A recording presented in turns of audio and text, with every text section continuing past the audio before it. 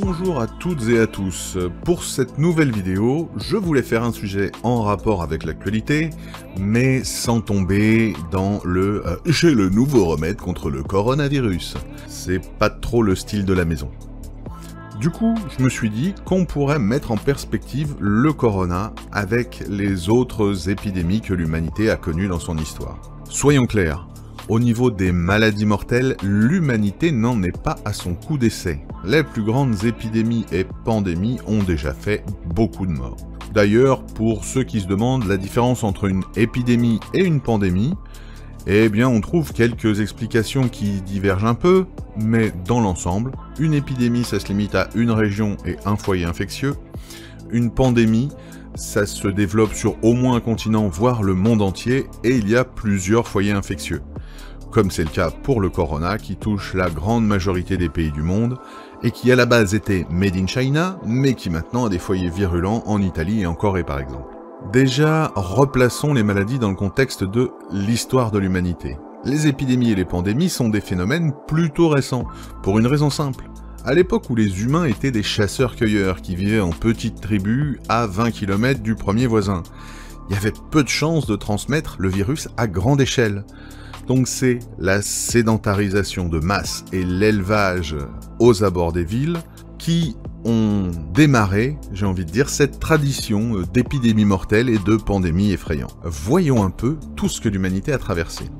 Entre 1918 et 1919, nous avons eu la grippe espagnole. Elle a fait quand même entre 50 et 100 millions de morts. Pour info d'ailleurs, son nom ne vient pas de son origine, mais du fait que ce soit l'Espagne qui osait en parler en premier. Cette maladie est une mutation assez similaire au H1N1 que nous avons connu en 2009, à cette différence près que celle de 2009 a tué moins de monde que la grippe saisonnière, alors que la grippe espagnole, elle, ne rigolait pas. En gros, vous attrapiez une grippe, et puis vous disiez au revoir à vos défenses immunitaires, et du coup, vous mouriez du premier truc qui passait. Malgré sa virulence et la médecine de l'époque assez moyenne, finalement, ceci fut rapidement endigué et n'a pas eu de retombées si importantes sur l'histoire de l'humanité. Maintenant, remontons beaucoup plus loin dans le temps. Nous sommes en Égypte en 541 et une épidémie de peste commence à se répandre. Elle va bien sûr suivre les voies commerciales importées par les marchands et marins pour atteindre tout le bassin de la Méditerranée.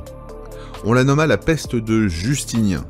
Personnellement, si j'avais été empereur et que tout ce que j'ai laissé derrière moi, c'est donner mon nom à une peste, je l'aurais un peu mauvaise, mais bon. Toujours est-il que 25 millions de personnes sont mortes de cette peste à l'époque. La peste la plus connue, nous le savons tous, c'est la fameuse peste noire des années 1340. Elle s'est répandue sur toute l'Europe et aussi un bout de l'Asie. Et là, nous sommes en gros sur un modèle un peu custom de peste bubonique, généralement transmis par des puces infectées qui provoquent des inflammations des ganglions, de la fièvre, des douleurs musculaires, des maux de tête, fatigue intense, la totale. D'après les estimations faites, entre la fin des années 1340 et le début des années 1350, l'Europe aurait perdu entre 30 et 50% de sa population. Et on dénombre, dans le monde entier, aux alentours de 75 millions de morts. Donc, clairement, c'est une catastrophe d'une ampleur rarement atteinte dans l'histoire de l'humanité, et pourtant, nous sommes toujours là. Je ne vais pas parler de toutes les catastrophes sanitaires passées, des choléras, de toutes les pestes et autres meurtriers microscopiques. J'aimerais maintenant qu'on porte notre attention sur autre chose, les tueurs avec lesquels nous avons appris à vivre. Prenons la tuberculose, une maladie moyennement sympathique. Tu tousses en crachant du sang, douleur dans la poitrine, tu manges plus, t'as de la fièvre, on est tous d'accord, au niveau symptômes, c'est pas terrible. Eh bien en 2015, elle a encore tué 1,8 million de personnes dans le monde, alors que le bacille tuberculeux a été découvert et identifié en 1882. Après 130 ans, il continue à tuer presque 2 millions de personnes dans le monde tous les ans. On va pas se le cacher, hein. À part cas très particuliers, dans 5 ans, le coronavirus ce sera comme la grippe aviaire, on n'en parlera plus. Et pendant ce temps-là, la tuberculose, elle, continuera de tuer des centaines de milliers de personnes dans le monde. Parlons aussi du tueur qui malheureusement est le plus banalisé de tous, le sida. Le sida a été identifié en 1983, 37 ans déjà. Et pourtant, si on regarde les chiffres, c'est effrayant. En 2018, 38 millions de personnes étaient porteuses du virus.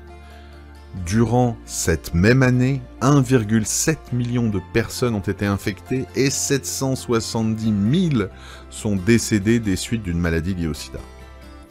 D'après les estimations, 20% de ces personnes infectées ne le savent même pas. Pour compléter ces chiffres macabres, on estime que depuis qu'on l'a identifié, le sida a tué entre 30 et 40 millions de personnes. Ce qui le place quand même plutôt pas mal dans la liste des maladies qui déciment l'humanité. Donc au final, sorti du côté subite de cette pandémie et du côté spectaculaire vendu par les actualités, finalement, ça n'est rien de vraiment nouveau. Attention, attention, je tiens à préciser que je ne dis pas que le corona n'est pas grave, qu'il faut aller s'embrasser et se réunir. J'ai entendu des choses tellement insensées ces derniers temps, du genre nous on se laisse pas intimider par un virus. Les gars, c'est pas des terroristes. Le virus se moque que vous soyez stressé ou pas, il se moque que vous soyez en quarantaine ou pas, il se moque que vous mettiez votre vie en danger en faisant la fête en groupe ou pas. Le virus ne se met pas en colère, lui il veut juste vous infecter, se multiplier, le reste il s'en fout intégralement. Le problème c'est que parfois les gens mélangent tout. Autre chose, je suppose que la plupart des gens sur cette chaîne l'ont bien compris, mais je rappelle l'intérêt du confinement. En France, dans les hôpitaux publics, on a aux alentours de 114 000 lits. Et donc, on a le personnel en conséquence. Du coup, en cas d'épidémie, ou de pandémie, deux situations peuvent arriver. L'hypothèse 1, on ne fait pas de confinement. Donc, chacun continue sa vie, peut joyeusement contaminer tout son entourage, ses collègues, etc. Du coup, on se retrouve avec rapidement un pic d'épidémie, et là réside le problème. Si vous avez 114 000 lits d'hôpital et 600 000 malades, on est clair qu'on va devoir les stocker un peu comme on peut dans les couloirs sur des lits de fortune. Bien sûr, il n'y aura pas assez de personnel pour s'en occuper.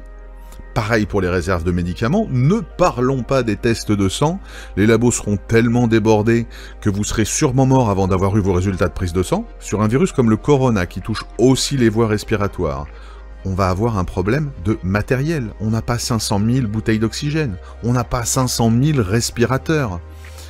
Du coup, on comprend bien que dans ce cas-là, si ça arrive, on est fatalement moins bien soigné par manque de tout. Et donc, on meurt bien plus. Et quand je dis bien plus, certaines études et prévisions montrent que la différence entre une épidémie gérée, organisée, et la différence entre une épidémie qui part en freestyle, comme c'est le cas dans cette hypothèse, c'est un taux de mortalité multiplié par 20. On n'est pas sur un détail, c'est fois 20.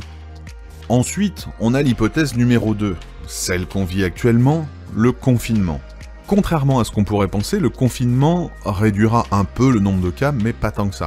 Il est surtout fait pour limiter la vitesse de propagation.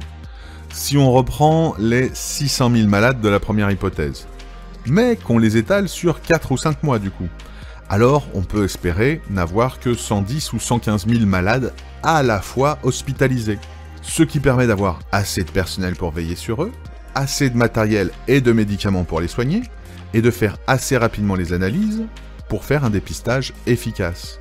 Quand vous êtes soigné rapidement et mieux, pas besoin d'avoir fait médecine pour se douter que vos chances de survie sont grandement améliorées. Sans compter que, même pour l'hygiène, impossible de vraiment nettoyer un hôpital où même les couloirs sont bondés de malades qui crachent des virus à chaque seconde. Donc, souvenons-nous que le confinement est important pour ne pas être contaminé, mais aussi pour offrir une meilleure chance de survie à ceux qui sont aujourd'hui dans des états critiques dans les hôpitaux.